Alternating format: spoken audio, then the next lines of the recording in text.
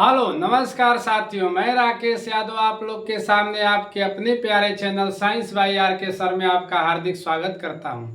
तो आइए आज देखते हैं प्रकाश का परावर्तन। पाठ में हम प्रकाश का परावर्तन क्या होता है।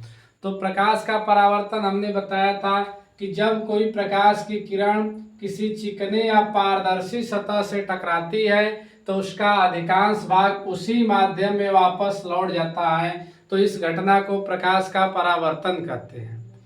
और परावर्तन में हम कहें कि परावर्तन के कितने नियम होते हैं, तो परावर्तन के दो नियम होते हैं। परावर्तन के कितने नियम होते हैं? परावर्तन के दो नियम होते हैं। प्रथम नियम क्या है, ध्यान से देखेंगे कि आपतित प्रकाश किरण और परावर्तित प्रकाश किरण और आपतन बिंदु से खींचा गया विलंब तीनों एक ही बिंदु पर स्थित होता है। यह प्रथम नियम कहलाता है।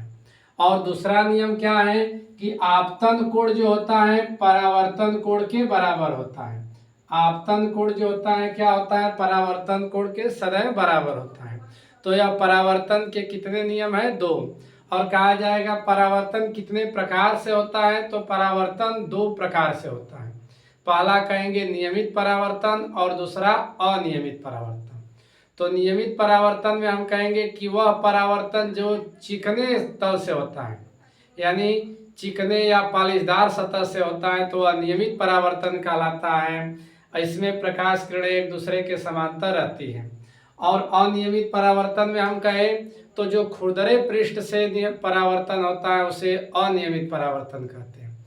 तो आपको बातें इतनी क्लियर आ रही हो समझ में, तो ध्यान से एक बार और सुनिए कि परावर्तन के कितने नियम होते हैं, तो दो नियम, प्रथम नियम और द्वितीय नियम। अब परावर्तन कितने प्रकार से होता है, तो दो प्रकार से, नियमित परावर्तन और अनियमित परावर्तन। तो इतनी बातें जरूर आप लोग को समझ में आई होगी। थैंक्स।